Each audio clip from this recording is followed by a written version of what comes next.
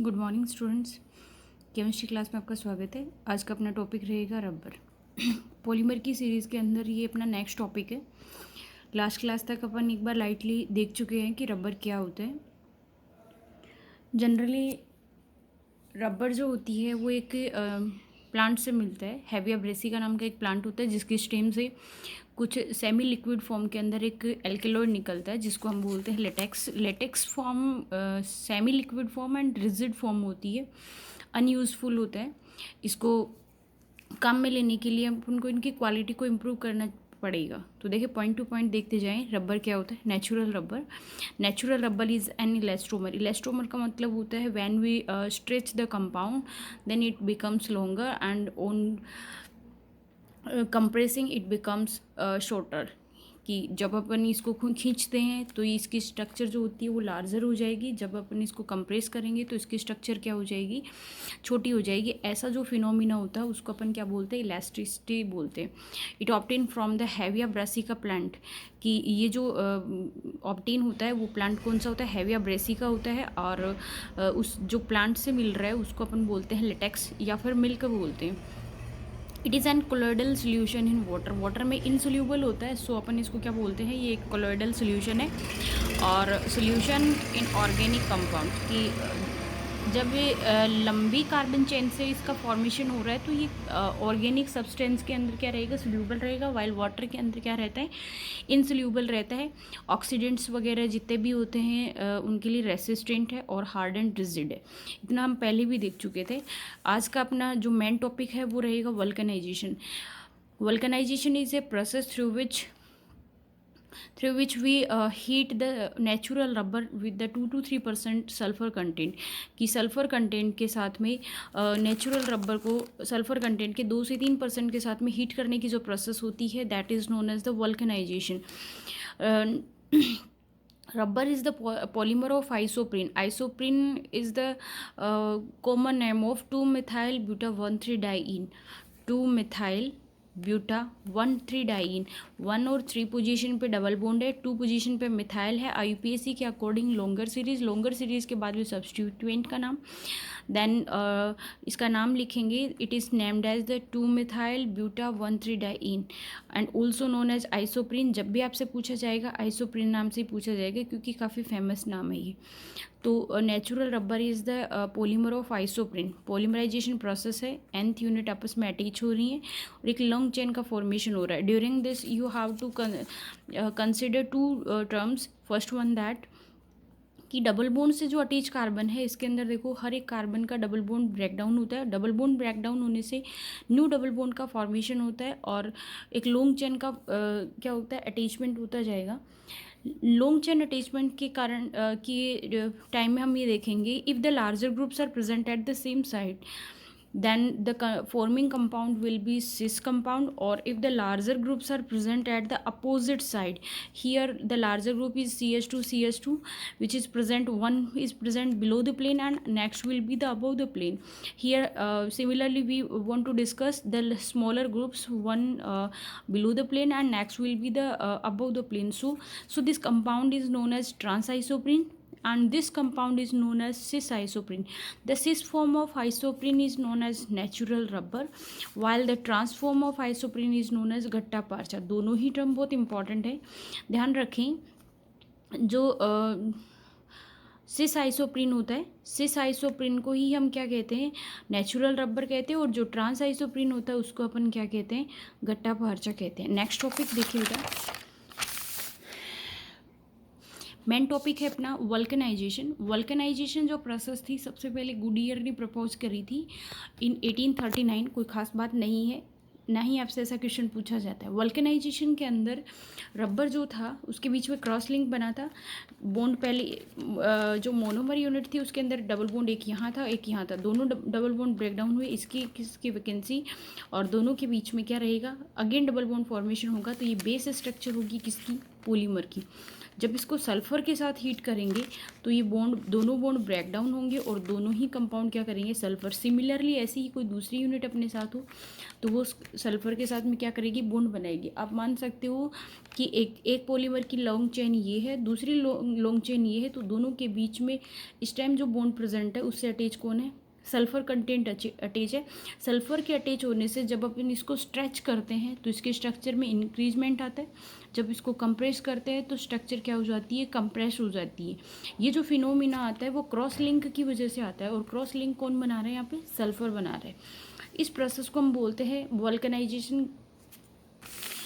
जितना अच्छा क्वालिटी का सल्फ़र होगा 2 to 3% ही कंसनट्रेशन होती है। ऐसा नहीं हो सकता कि वल्कनाइजेशन या फ्लेक्सिबिलिटी को इंक्रीज़ करने के लिए during this process if we increase the concentration of sulphur then the flexibility and softness will be increase. No, it is the definite concentration which should be maintain 2 to 3%, approximately 2 to 3% ही इसको रखा जाना होता है। फिर होती है एक ये बात याद रखें कि जब जितने भी रबर होते हैं, चाहे वो नेचुरल रबर हो चाहे वो सिंथेटिक रबर हो, all are the derivative of buta 1,3 diene. जो नेचुरल रबर है वो 2 मिथाइल है। इसके बाद में आगे आएगा नियोप्रीन आएगा। नियोप्रीन क्या होता है, 2 क्लोरो ब्यूटा 1,3 डाइईन होता है। ब्यूना एस होता है वो ब्यूटा 1,3 डाइईन प्लस स्टायरीन होता है। ब्यूना एन होता है वो ब्यूटा 1,3 डाइईन प्लस एक्रिलोनाइट्राइल होता है। ये सारे हम एक एक करके डिस्कस करने वाले हैं, पर मैं कॉमनली ये बताना चाहूँगी कि ब्यूटा 1,3 डाइईन जितने भी डेरिवेटिव कंपाउंड होते हैं in during the polymer chain they have unsaturation, और जिस चेन के अंदर अनसेचुरेशन प्रेजेंट होगा, ये वाला अनसेचुरेशन रिंग बनने के बाद में, चेन बनने के बाद में अनसेचुरेशन प्रेजेंट होगा, तो वो क्या कर सकते हैं, वल्कनाइजेशन में जा सकते हैं। अगर सिंपली आपसे कोई पूछे कि क्या वल्कनाइजेशन प्रोसेस नेचुरल रबर पे ही अप्लाई कर सकते हैं, no, we can apply at the synthetic rubber, but why, because due to unsaturation this process takes place just similarly in natural rubber and synthetic rubber. Now synthetic rubber these are the derivative of buta 1,3 diene. कई बार देख चुके हैं synthetic rubber भी किसका derivative होता है, buta 1,3 diene का। Due to carbon double bond carbon it can be vulcanised. Okay, Buna S first जो रबर है वो है ब्यूना एस। ब्यूना से मेरा मतलब है ब्यूटा 1,3 डाइईन। S4 होता है स्टायरीन। स्टायरीन अभी भी फेमस हुआ था कि जो MP के अंदर एक गैस प्लांट था, वहाँ से, सॉरी महाराष्ट्र के अंदर जो गैस प्लांट था वहाँ से एक गैस लीक हुई थी। वो कौन सी थी, स्टायरीन थी। काफ़ी पॉइजनस गैस होती है। सिंथेटिक रबर प्रिपेयर करने के लिए बनाते हैं ब्यूना एस। देखें, ब्यूटा 1,3 डाइईन ये होता है। स्टायरीन होता है बेंजीन। बेंजीन के ऊपर कौन सा ग्रुप, विनाइल ग्रुप। बेंजाइलिक जो ग्रुप होता है उसको हम स्टायरीन भी बोलते हैं। दोनों आपस में रिएक्शन करेंगे तो एक ये चेन फॉर्मेशन करेंगे। ये जो केमिकल फॉर्मूला वो किसका है, ब्यूना एन का है। ब्यूना एन को हम काम में किसके लेते हैं, टायर और ट्यूब जो होते हैं व्हीकल्स के, उसके लिए काम में लिया जाता है ब्यूना एन। सेकंड जो रबर है वो है PIB, पोली आइसोब्यूटाइलिन। जैसा नाम है ठीक उसी तरीके से इसकी मोनोमर यूनिट है। This is the polymer of isobutylene. Isobutylene किसको बोलते हैं, butene, in which the second carbon contain 2 methyl group. देखो इस तरीके से देखेंगे चाहे इस तरीके से देखें, ये जो कार्बन है उसके ऊपर 2 मिथाइल ग्रुप है, और जिसके अंदर 2 मिथाइल ग्रुप होते हैं उसको हम क्या बोलते हैं, आइसो ग्रुप। 3 मिथाइल ग्रुप होते हैं देन हम क्या बोलते हैं उसको, टर्सरी ग्रुप। 4 मिथाइल ग्रुप होते देन हम उसको क्या बोलते हैं, नियो ग्रुप। और जब कोई मिथाइल ग्रुप नहीं होता देन हम उसको क्या बोलते हैं, सेकेंडरी। जब भी अपना क्लासिफिकेशन आएगा मैं इसको वाइल्डली डिस्कस करूँगी आपके साथ। अभी आप मोनोमर यूनिट का स्ट्रक्चर याद रखें। मोनोमर यूनिट के अंदर डबल बॉन्ड यहाँ से ब्रेक डाउन होगा, एक वैकेंसी इधर खाली होगी, एक वैकेंसी इधर खाली होगी, तो इसकी वैकेंसी ये लो और इसकी वैकेंसी इधर, nth यूनिट आपस में ऐड होती जाएंगी और किसका फॉर्मेशन हो जाएगा, पॉली आइसो ब्यूटाइलिन का फॉर्मेशन हो जाएगा। जो पॉली आइसो ब्यूटाइलिन होती है वो क्या होती है, इम्परमिएबल गैस होती है। इम्परमिएबल गैस का मतलब ये होता है कि गैस किट जितने भी होते हैं वो इसी के बनाए जाते हैं, क्योंकि ये एयर के लिए रेसिस्टेंट है, इसलिए एडेसिव की जगह काम में लिए जाते हैं। जिसको अपन बोलते हैं ना पंचर वगैरह हो जाती है, तो वो निकालने के लिए जो एडेसिव काम में लेते हैं, नॉर्मल चेपा बोलते हो आप उसको लोकल लैंग्वेज में, वो बनाने के लिए जो प्लास्टिक काम में लेते हैं वो कौन सी होती है? आइसोब्यूटाइलिन। क्योंकि जहाँ पे चिपक जाएगी वहाँ पे एयर भी रेसिस्टेंट रहेगी, एयर भी बाहर नहीं निकल पाएगी, तो टायर ट्यूब की जो पेचिंग होती है उसके लिए काम में लिया जाता है इसको। नेक्स्ट देखें नियोप्रीन। थोड़ी देर पहले मैंने बताया था आप लोगों को the cis form of isoprene, है ना। सिस फॉर्म जो होती है उसको तो हम क्या बोलते हैं? Natural rubber. ट्रांसफॉर्म को हम क्या बोलते हैं? गट्टा पारचा। और नियोप्रीन क्या होता है? नियोप्रीन होता है क्लोरो ब्यूटा 1,3 डाइइन, जिसको हम बोलते हैं नियोप्रीन। ठीक है, 2 क्लोरो ब्यूटा 1,3 डाइइन का जो पॉलीमर होता है उसको हम बोलते हैं नियोप्रीन, और ये इसका केमिकल फॉर्मूला है। नेक्स्ट देखिए ब्यूना एन। आप लोगों को बेटा इसमें क्या करना है, देखो सिंथेटिक रबर है, काफ़ी सारे रबर हैं, आपको एक साथ यूजेस वगैरह बार बार पढ़ेंगे, याद हो जाएंगी। और अब क्या करेंगे, जो जो एग्जांपल्स है पॉलीमर्स के वो लिखते जाएंगे, और एग्जांपल्स लिखने के बाद में आप क्या करोगे, एग्जांपल्स लिखने के बाद में आपको ये करना है कि इनकी मोनोमर यूनिट्स लिख लें और मोनोमर यूनिट्स याद करते जाएं। जब मोनोमर यूनिट याद हो जाए देन उनके केमिकल फॉर्मूले याद रख लें। आपसे बेस स्ट्रक्चर नहीं पूछी जाती, आपसे सिर्फ इतना पूछा जाता है इस कंपाउंड के मोनोमर्स कौन से। सबसे पहला क्वेश्चन तो आपका बनता है क्लासिफिकेशन से, which type of polymer is classified in the given base. कोई सा भी बेस दिया हुआ मिलेगा उसके बेसिस पे आपसे पूछेंगे कितने टाइप के पॉलीमर होते हैं, या classify the polymer on the basis of this thing जो भी आपको दे रखा है। सेकंड आता है आप लोगों के एक क्वेश्चन ये बनेगा जैसे इलास्टोमर्स हैं, थर्मोप्लास्टिक है, थर्मोसेटिंग है, इनमें से क्लासीफाई करना आएगा। वो आपको मैं जब भी क्लासरूम में होंगी तब क्लियर करूँगी कि उसको किस तरीके से अरेंज करना है केमिकल बॉन्डिंग के बेसिस पे। उसमें कुछ टर्म्स आती हैं वो डिस्कस करेंगे बाद में। अभी देखो नेक्स्ट तो आप याद रखें, सारे एग्जांपल्स लिखें, देन उनके मोनोमर यूनिट उनको एकदम टिप्स पे रखें, बार बार पढ़ेंगे, याद होते जाएंगे। ब्यूनाइन, ब्यूनाइन अगेन क्या होगा? Buta 1,3 dine. N4 क्या होता है? एक्रिलोनाइट्राइल होता है। एक्रिलोनाइट्राइल का फॉर्मूला होता है CH2 double bond CN। Vinyl cyanide जो होता है, वाइनिल साइनाइड को ही हम क्या बोलते हैं? एक्रिलोनाइट्राइल बोलते हैं। ठीक है, ये क्या होता है? ऑयल और फ्लैम के लिए रेसिस्टेंट है, जलता भी नहीं है और ऑयल भी इससे लीक नहीं होता। तो जितने भी ऑयल टैंक होते हैं वो किसके बनाते हैं? ब्यूना एन रबर के बनाते हैं जी। नेक्स्ट आते हैं some important polymers. Important polymers में देखो, यहाँ देखो बेटा एक बार, पॉलीथीन। पॉलीथीन का मतलब होता है polymer of ethene. Ethene is the unit which have CH2 double bond CH2। CH2 का जो पॉलीमर होगा उसको हम क्या कहेंगे? पॉलीथीन कहेंगे। पॉलीथीन के अंदर देखो दो कैटेगरी है अपने पास, यहाँ से बिल्कुल माइनर क्वेश्चन मिलेगा। पॉलीथीन के अंदर इथीन है, CH2 डबल बॉन्ड CH2 है। लोकल में देखें वही पॉलीथीन है जो अपन काम में लेते हैं। सारी पॉलीथीन एक जैसी नहीं होती है, कुछ पॉलीथीन बहुत सॉफ्ट होती है, कुछ पॉलीथीन थोड़ी हार्ड होती है। देखिए एक वर्ड यहाँ आएगा HDP, दूसरा आएगा LDP। बुक के हिसाब से नहीं, मैं नॉर्मली बोल रही हूँ पहले। HDP का मतलब होता है हाई डेंसिटी पॉलीथीन और LDP का मतलब होता है low density polythene. High density का मतलब ये होता है कि पॉलीथीन जो गाढ़ी हो, टाइट हो, और लो डेंसिटी का मतलब है कि पॉलीथीन जो पतली हो। अब देखो पतला पॉलीथीन बनाने के लिए हमको ज़्यादा गर्म करना पड़ेगा कि कम?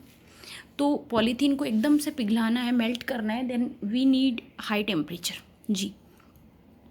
और पॉलीथीन को अगर गाढ़ा ही रखना है, ज़्यादा नहीं पिघलाना है, तो लो टेम्परेचर रखेंगे। अब देखो दूसरी बात ये याद रखनी है आपको, जिसके साथ टेम्परेचर हाई होगा उसके साथ में G लगाना पड़ेगा जी। तो हाई टेम्परेचर के साथ G4 होता है Ziggler Natta catalyst. Ziegler Natta catalyst मैं आपके साथ साइड में डिस्कस करती हूँ। फॉर्मूला क्या होता है आपको याद रखना है, एक बार का पूछा हुआ क्वेश्चन है, give the what is Ziggler Natta catalyst, और 1 मार्क्स का क्वेश्चन है। तो इतने में आपको फॉर्मूला भी लिखना होता है और इसका फंक्शन भी लिखना होता है। देखो जिगलर नाटा कैटेलिस्ट में आपको बता दूँ AlC2H5 का होल थ्राइस प्लस TiCl4। इस मिक्सचर को हम क्या बोलते हैं? Aluminium triethene, aluminium triethene plus TiCl4। This mixture is known as Ziegler Natta catalyst. Ziegler Natta catalyst aluminium triethylene plus titanium tetrachloride का जो मिक्सचर होता है उसको हम बोलते हैं जिगलर नाटा कैटेलिस्ट। एलडीपी बनाने के काम में आता है। Temperature high, Ziegler Natta catalyst.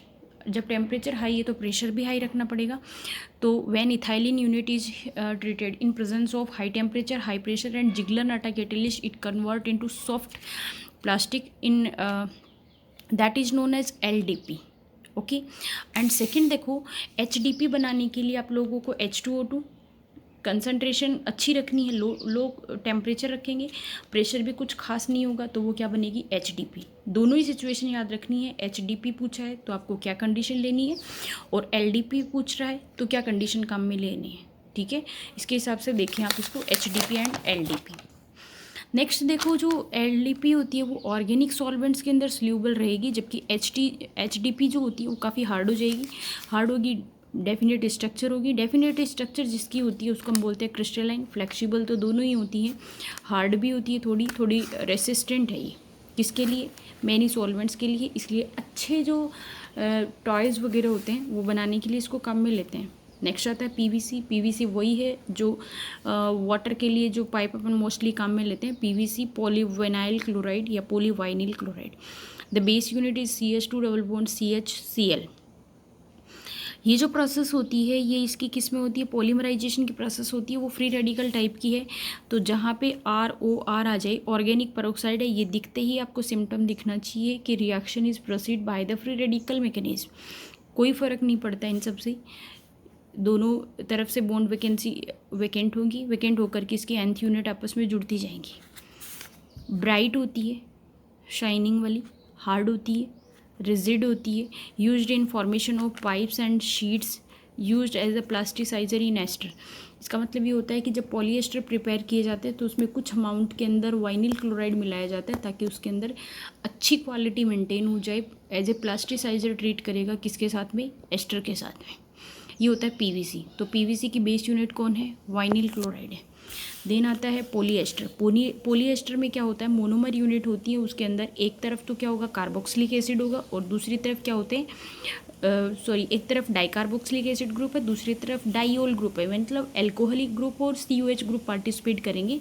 दोनों मिलकर के वाटर मॉलिक्यूल लूज करते हैं, और वाटर मॉलिक्यूल लूज करने के बाद में एक नया बॉन्ड फॉर्मेशन होता है जिसके अंदर ग्रुप जो आएगा वो कौन सा आता है, एस्टर। ऐसा एक पॉलीमर बनने के टाइम में बहुत बार होता है, इसलिए इसको अपन क्या बोलते हैं, पॉलीएस्टर बोलते हैं। पॉलीएस्टर के अंदर देखो, पहला एग्जांपल मैंने लिया है टेरेलिन या फिर डेक्रोन। टेरेलिन या डेक्रोन वही है जो हेलमेट बनाने के लिए काम में लेते हैं अपन। तो टेरेलिन या डेक्रोन को देखो, टेरेलिन या डेक्रोन को देखने के लिए देखो, टेरेलिन या डेक्रोन के लिए ethylene glycol plus terephthalic acid, ethylene glycol plus terephthalic acid terylene है। रिपीट करूँ, थेलिक एसिड और इथाइलिन ग्लाइकोल होता है उसको अपन क्या बोलते हैं,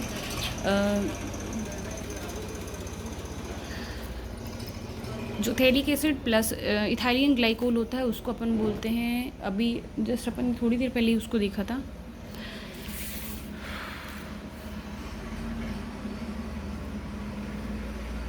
टेरेलिन, डेक्रोन, मुझे ध्यान नहीं आ रहा है उस चीज़ का। टर्थेलिक एसिड प्लस इथाइलिन ग्लाइकोल हो गया है। थेलिक एसिड वाले को बेटा हम बोलेंगे, नेक्स्ट बताती हूँ मैं आपको, 1 मिनट के लिए।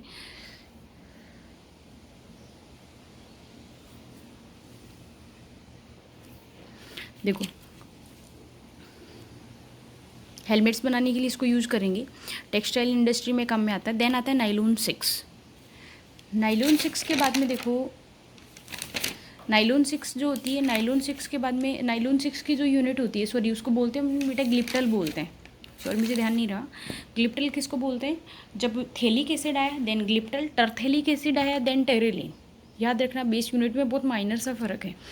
Nylon 6 is the polymer of caprolactam. Caprolactam क्या होता है, एक अमीनो एसिड होता है, और जिसके अंदर 5 जो CH2 ग्रुप से इंक्लूड होते हैं। एक टर्मिनल पे उसके ऊपर COH ग्रुप होता है, दूसरे के ऊपर उस पर क्या होता है, NH2 ग्रुप होता है। COH और NH2 ग्रुप दोनों ही आपस के अंदर ऐड होते जाएंगे, बार बार वाटर मॉलिक्यूल लूज करते जाएंगे, लेकिन ड्यूरिंग दिस प्रोसेस एस्टर नहीं बन करके क्या बनता है, एमाइड बनता है। इसलिए एग्जाम्पल किसका होता है, पॉलीएमाइड का एग्जाम्पल होता है। आपको नहीं फंसना इन सब चीज़ों में कि पॉलीएमाइड क्या है, पॉलीएस्टर क्या है, आपको सिर्फ पॉलीमर का टाइप नाम याद रहना चाहिए और उसकी मोनोमर यूनिट याद रहनी चाहिए बस।